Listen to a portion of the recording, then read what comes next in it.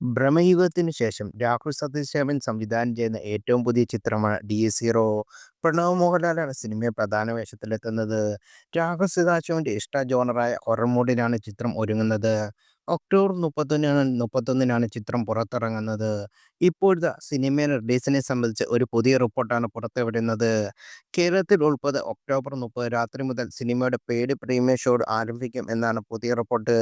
രാത്രി 9 മണി മുതൽ show ആരംഭിക്കുമെന്നാണ് ട്രാക്കർമാർ report ചെയ്യുന്നത്. ഗൾഫിലും യുകെയിലും ഉൾപ്പെടെ ഒക്ടോബർ 30 പ്രീമിയം ഷോ ഉണ്ടാകും. ഗൾഫിലെ ചിത്രത്തിന് ബുക്കിംഗ് ഇതിനോടകം ആരംഭിച്ചിട്ടുമുണ്ട്. എന്നാൽ കേരളത്തിലെ പ്രീമിയം ഷോയെ സംബന്ധിച്ച് ഔദ്യോഗിക അറിയിപ്പൊന്നും നിർമ്മാതാക്കളുടെ ഭാഗത്തു നിന്ന് വന്നിട്ടില്ല. സർട്ടിഫിക്കറ്റാണ് സെൻസർ ബോർഡിൽ നിന്ന് സിനിമയ്ക്ക് ലഭിച്ചത്. ക്രോധത്തിന്റെ ദിനം എന്നർത്ഥം വരുന്ന ദ ഡേ വിത്ത് റാത്ത് എന്നാണ് ചിത്രത്തിന്റെ ടൈറ്റിൽ ടാഗ്ലൈൻ. അടുത്തിടെ പുറത്തുവിട്ട സിനിമയുടെ ടൈറ്റിലിന് മികച്ച വരവേൽപ്പാണ് ലഭിച്ചിരുന്നത്. ട്രെയിലറിലെ പ്രണവിന്റെ അഭിനയ മുഹൂർത്തങ്ങൾ വലിയ ചർച്ചയായിരുന്നു. ഒരു കണ്ണാടിയിൽ ആരെയും പേടിപ്പിക്കുന്ന മുഖഭാവങ്ങളോട് നിൽക്കുന്ന പ്രണവിന്റെ ഷോട്ട് വലിയ ചർച്ചകൾക്ക് വഴിയൊരുക്കുകയും ചെയ്തു. ചിത്രത്തിൽ പ്രണവ് നായകനായും വില്ലനായും എത്തുമെന്നാണ് റിപ്പോർട്ട്.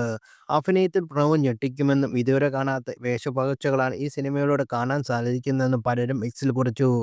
പ്രണവിന്റെ ഡയലോഗ് ഡെലിവറിക്കും കയ്യടി നേടുന്നുണ്ട്.